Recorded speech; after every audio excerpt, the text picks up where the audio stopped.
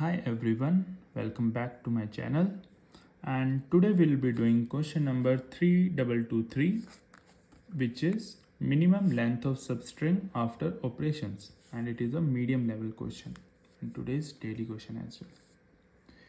So इस question की एक खास बात है, you people might be seeing कि इसकी डेफिनेशन बहुत बड़ी है ना, तो ये डेटा स्ट्रक्चर से ज़्यादा एक इंग्लिश का क्वेश्चन है एक्चुअली। अगर अपनी इंग्लिश इसकी इंग्लिश अपन ने अगर अच्छे से समझ ली ना तो क्वेश्चन बहुत ही आसान है। सारा खेल इसका इंग्लिश के अंदर है, ठीक है। ओके, तो पहले समझते हैं क्वेश्चन में दिया क्या है और पूछा क्या है। तो गिवन है अपने को एक स्ट्रिंग, ठीक है, कोई भी एक स्ट्रिंग दी हुई है। ओके, एंड ऑपरेशन क्या करना है। अब ये जो पार्ट है ना ऑपरेशन वाला, ये बहुत समझने का पार्ट है, ठीक है। इसमें वो कह रहा है कि choose some index i in the string such that there is at least one character to the left of index i, okay, that is equal to S of i, ठीक है। लेफ्ट में कोई एक कैरेक्टर होना चाहिए जो कि उस इंडेक्स पे जो स्ट्रिंग का कैरेक्टर है उसके बराबर होना चाहिए, ठीक है। और at least one character to the right that is also equal to S of I, right में भी सेम वैल्यू का एक कैरेक्टर होना चाहिए। इसका क्या मतलब है कि स्ट्रिंग के अंदर कोई भी अगर कैरेक्टर है, लेट्स से ए है, तो उसके लेफ्ट में भी एक ए होना चाहिए और राइट में भी एक होना चाहिए। तो बेसिकली अगर तीन कैरेक्टर हैं अपने, ठीक है, तो बेसिक कंडीशन वो ये बोल रहा है, ठीक है। अगर हैं तो क्या करना है, delete the closest character to the left of the index i that is equal to S of i. वो कह रहा है कि ये जो लेफ्ट वाला है ना कैरेक्टर, इसको डिलीट कर दो, ठीक है, कर देंगे। फिर क्या कह रहा है, delete the closest character to the right of the index i that is also equal to S of i. तो कह रहा है इसको भी डिलीट कर दो, ठीक है। इतना वो कह रहा है, इतनी बड़ी परिभाषा लिख दी उसने इसके लिए। तो वो क्या कह रहा है, मोटा मोटा वो ये कह रहा है कि जब भी आपके कोई भी तीन कैरेक्टर्स अगर सेम वैल्यू के हैं तो उनमें से दो को डिलीट कर दो, ठीक है। लेफ्ट और राइट को वो बोल रहा है, बट अपने को तो काउंट निकालना है ना। वो रिटर्न क्या करना है, minimum length of the final string that you can achieve. तो अपन ये कह देते हैं कि जब भी कभी अपने को तीन कैरेक्टर दिए होंगे, अपन उनमें से दो को डिलीट कर देंगे, अपने पास एक कैरेक्टर बचेगा। ये कह रहा है वो इतनी बड़ी परिभाषा में, ठीक है।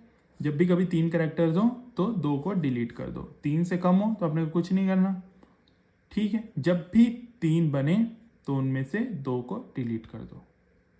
अब देखते हैं थोड़ा सा इसको करके कि इसको करने में ये क्या बनता है क्वेश्चन, है ना। तो लेट से अपन ए में ही खेलते हैं। पहले सिंगल ए आया, कुछ करना है नहीं करना, ठीक है। तो इसका लेंथ क्या रहेगी, अगर सिंगल ए है तो 1, सिंगल कैरेक्टर है उसको कुछ नहीं करना। दो ए आ गए, डिलीट करना है नहीं, उसने कहा मिनिमम तीन होंगे तो दो को डिलीट कर दो। इसका आंसर क्या आएगा, 2। अब अगर अपने पास तीन ए आए, फिर अपने को दो को डिलीट कर देना, ठीक है।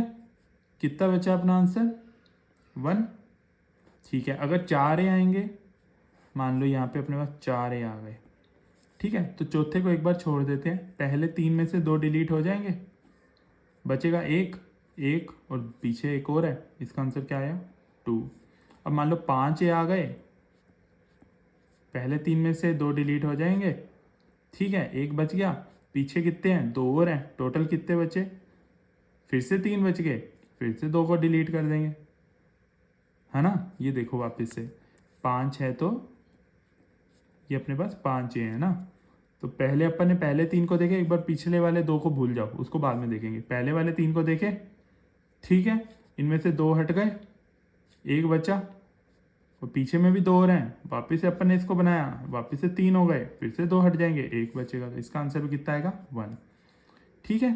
तो अब वापस से अगर 6 बना रहे हैं, 6 में पहले तीन में से दो हट गए, एक बचा, ठीक है, फिर इसको अगले दो से जोड़ा, फिर दो हट गए, एक बचा, उसको अगले से जोड़ा, फिर से दो। तो एक पैटर्न दिख रहा है, 1 2 1 2 1 2 1 2, ये पैटर्न बन रहा है। तो जब भी अपने ओड लेंथ के कैरेक्टर्स आ रहे हैं तो अपना आंसर आ रहा है 1, और जब भी इवन लेंथ के आ रहे हैं उसका आंसर क्या आ रहा है, 2। अगर 0 है, अगर ए है ही नहीं तो आंसर आएगा 0, ठीक है। 0 सिर्फ एक केस में आ रहा है, बाकी जब भी अगर अपनी ओड लेंथ है तो आंसर आ रहा है 1, इवन लेंथ है तो आंसर आ रहा है 2। यही करना है। और अपने को ये भी बोला हुआ है कि अपने स्मॉल केस के ही कैरेक्टर्स रहने वाले हैं, इंग्लिश लोअर केस। ठीक है, क्वेश्चन हो गया। बस इतना ही दिया क्वेश्चन में। इतनी बड़ी है जो लिख दी है ना डेफिनेशन, कुछ नहीं है इसमें। बस यही है कि 3 का जैसे ही बने ट्रिपलेट, उसमें से 2 को डिलीट कर दो। और उसमें अपन ने फिर करके देखा तो अपने को पता लगा जब भी किसी भी कैरेक्टर का काउंट अपन देखेंगे तो काउंट अगर ओड है तो उसका आंसर क्या आ रहा है 1। काउंट अगर इवन है तो वो क्या रिटर्न कर रहा है 2 लेंथ, क्योंकि वो बार बार डिलीट होता जाएगा ना। और अगर उसकी लेंथ है 0 तो आंसर आएगा 0। हो गया। बस फटाफट से इसका कोड देख लेते हैं। ठीक है, तो सबसे पहले because we know only lower case English characters are there, तो इसका एक कैरेक्टर फ्रीक्वेंसी का एक एरे बना देंगे जिसकी लेंथ होगी 26, because there are only 26 characters in English. फिर अपन एक टोटल लेंथ बना लेते हैं जो कि अपन एंड में रिटर्न करेंगे ना, अपना आंसर है बेसिकली। फिर अपन हर एक कैरेक्टर की फ्रीक्वेंसी कैलकुलेट करने के लिए एक स्ट्रिंग को आइटरेट कर देंगे। ठीक है, हर एक कैरेक्टर फैच करते जाएंगे स्ट्रिंग में से which is in current character, and char frequency उस पर्टिकुलर कैरेक्टर की इंक्रीज करते जाएंगे। उससे अपने को पता लग जाएगा कि ए की फ्रीक्वेंसी क्या है, बी की क्या है, A to Z सारे कैरेक्टर्स की फ्रीक्वेंसी आ जाएगी। एक बार अपने पास सारे कैरेक्टर्स की फ्रीक्वेंसी आ गई, फिर अपन ने वो ओड इवन वाला जो पीछे खेला है बस उसको यूज़ करेंगे। हर कैरेक्टर की फ्रीक्वेंसी फैच करते जाओ। ठीक है, अगर फ्रीक्वेंसी 0 है मतलब वो कैरेक्टर 0 बार आ रहा है, कुछ भी नहीं करना, कंटिन्यू करेंगे। कुछ नहीं करेंगे तो मतलब 0 है। ठीक है, अब अगर 0 से 0 नहीं है तो या तो ओड होगा या इवन होगा। अगर इवन है तो अपन ने देखा था उसकी एंड में लेंथ कितनी बचेगी 2, तो टोटल लेंथ को 2 से बढ़ा देंगे उस पर्टिकुलर कैरेक्टर के लिए। अगर उस कैरेक्टर की फ्रीक्वेंसी है 1 तो टोटल लेंथ को 1 से इंक्रीज कर देंगे। एंड में क्या करना है अपने को, टोटल लेंथ को रिटर्न करना है। बस डन क्वेश्चन। इजी है ना, बस इंग्लिश में घुमा रखा है हम लोगों ने। तो अब इसमें क्या है, इसकी फटाफट से वो भी देख लेते हैं टाइम कॉम्प्लेक्सिटी क्या है।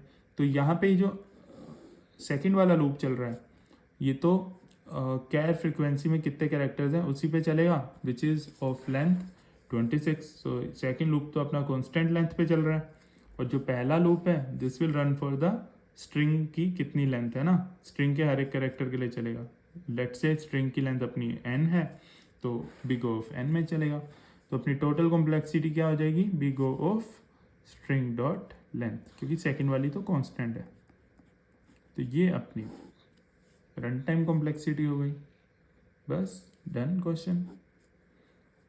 Okay, so thanks for today. Let me know if you have any doubts, so I'll be happy to resolve in the comment section. Thank you.